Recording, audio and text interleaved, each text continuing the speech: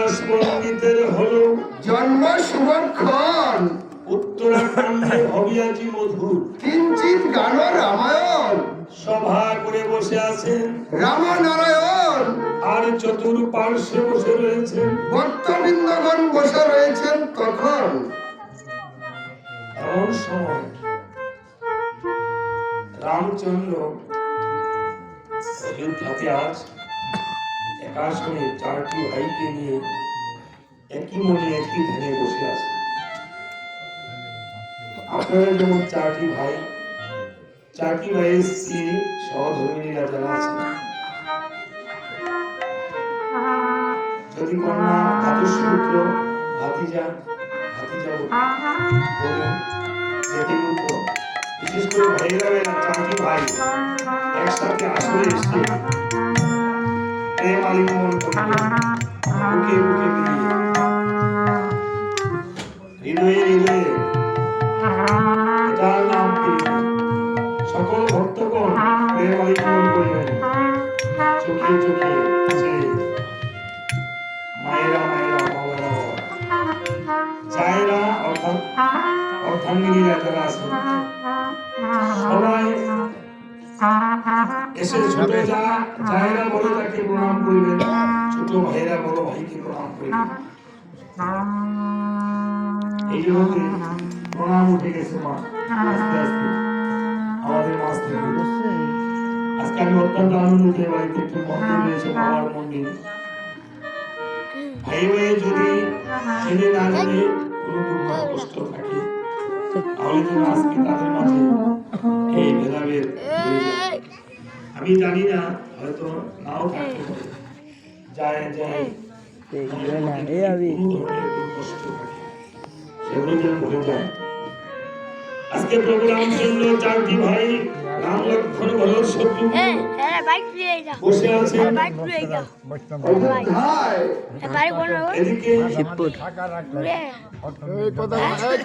বশিষ্ঠ মুনি এসে বলছে, রামচন্দ্র হ্যাঁ, তুমি যে অযোধ্যায় নির্মাণ করেছো দশমুণ্ড রাবণ লঙ্কাতে, আজ তুমি অযোধ্যা একাশনে বসে আছো। তোমার এই রাবণকে বধ করার ফলে তোমার একটি পাপ হয়ে গিয়েছে, আর পাপের ফলে তোমার অযোধ্যাবাসীও পাপাচ্ছন্ন হয়ে গিয়েছে। কেননা রাজার দোষে রাজ্য নষ্ট, প্রচার করে কষ্ট। আপনারা জানেন রাজার দোষে রাজ্য নষ্ট হয়, প্রজা আমরা কষ্ট হই।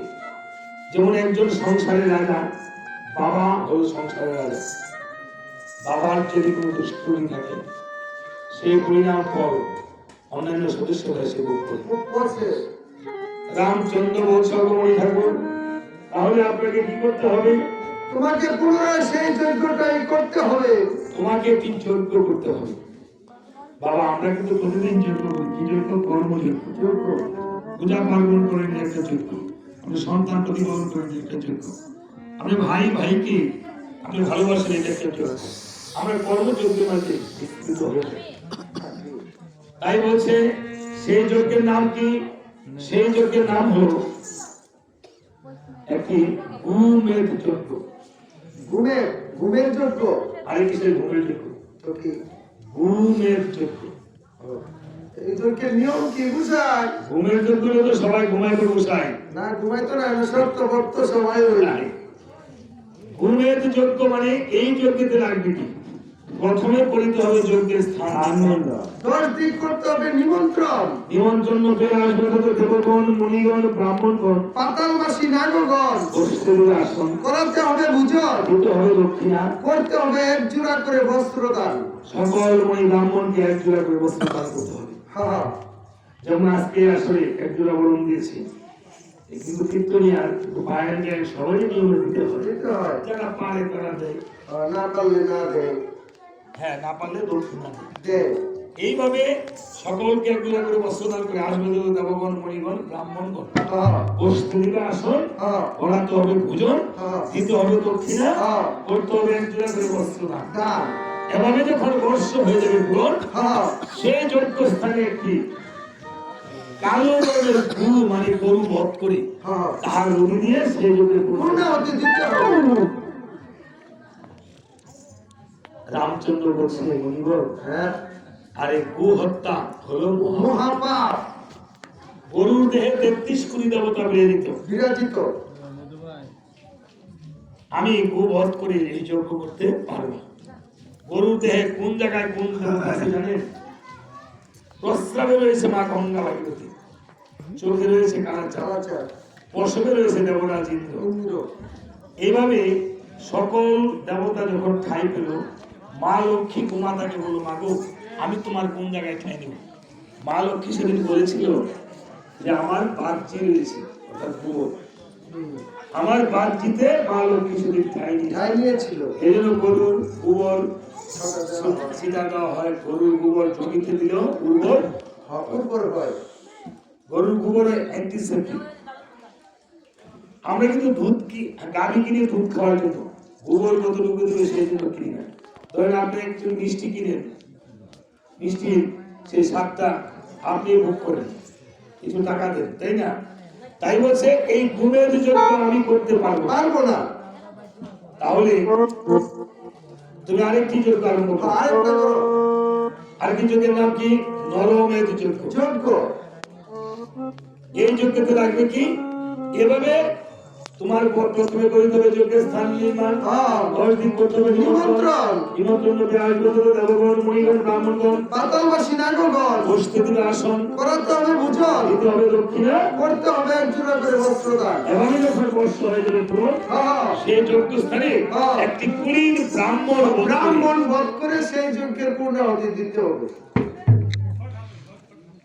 রামচন্দ্র বলছে, মণি ঠাকুর, হ্যাঁ, 18 পুরাণ, হ্যাঁ। 4 বেদ, হ্যাঁ। নবব্যাকরণ, হ্যাঁ। 3 লক্ষের অধিক তন্ত্রশাস্ত্র তন্ত্রশাস্ত্র আপনাদের দিয়েছেন বিধি।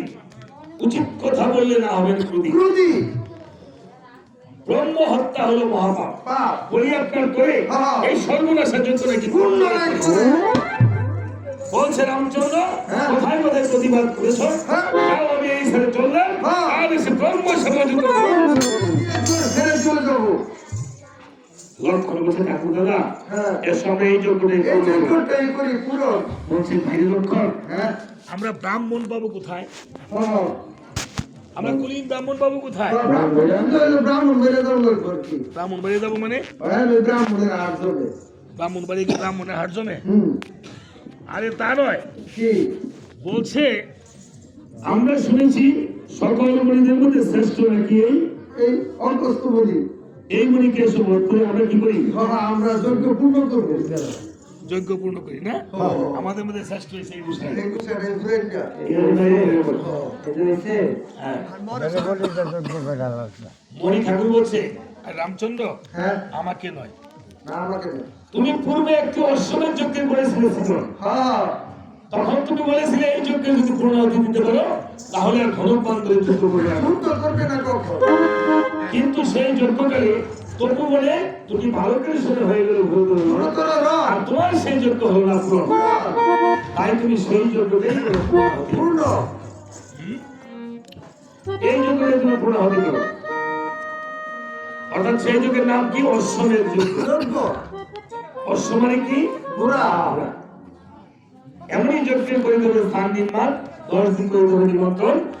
নিমন্ত্রণ লোকে আসবে তো দেবগণ, মুনিগণ, ব্রাহ্মণগণ। নাটকগণ। বসতে দেবে আসন, করাতে হবে ভোজন। দিতে হবে দক্ষিণা। করতে হবে এক জোড়া করে বস্ত্রদান। এভাবে যখন বর্ষ হয়ে যাবে পূরণ, হ্যাঁ। সেই যজ্ঞস্থানে একটি কালো বর্ণের অশ্ব অশ্ববধ করে তাহার রুদি দিয়ে হ্যাঁ। সেই যজ্ঞের পূরণ হবে। পূর্ণাহুতি দিতে হবে। এবার পারবে তো? হ্যাঁ, এটা মারা যেতে পারে। কালো বর্ণের অশ্ব আমার মধ্যে আছে, অশ্ব একটা আছে। আছে না? এবার বলেছে, তবে রামচন্দ্র, হ্যাঁ, তুমি সীতাকে যে 5 মাসে গর্ভবাসে দিয়েছ বনবাসে, হ্যাঁ, সীতা ছাড়া তুমি যজ্ঞ করবা কোন মনে রবি আসে? যখন সীতার কথা বলেছে, প্রভু রামচন্দ্র সীতাকে যে হারিয়েছে, বনবাসে দিয়েছে, কেঁদে কেঁদে লক্ষণ ভরত শত্রুকে দেখে দেখে বলছে, ওরে ভাই লক্ষণ ভরত শত্রু, আমার যে যজ্ঞ পূর্ণ হলো না সীতা বিহনে, হয় আমার যজ্ঞ পূর্ণ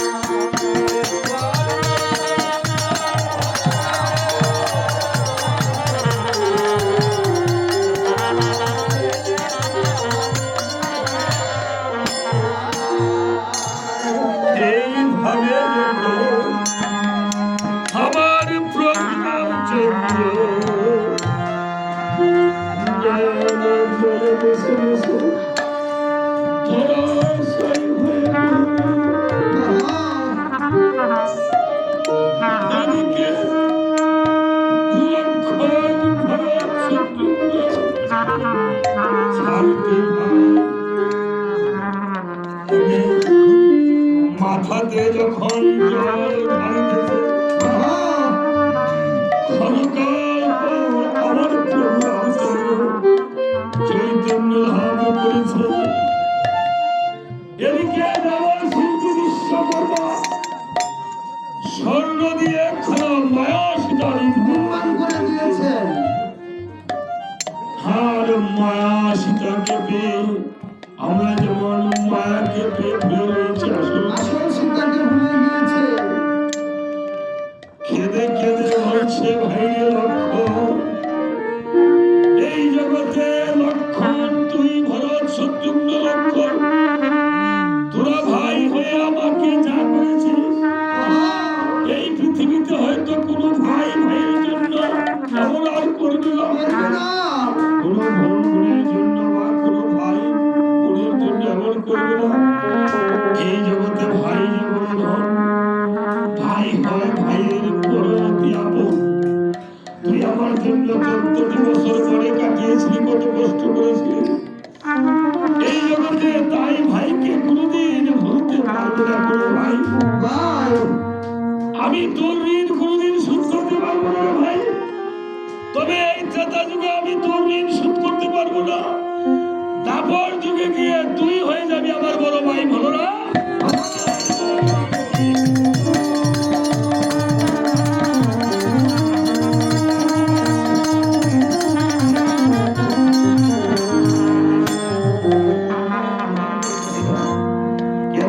ভাইকে জড়িয়ে ধরে বলছে ভাই রে ভাই, এমন ভাইয়ের মতো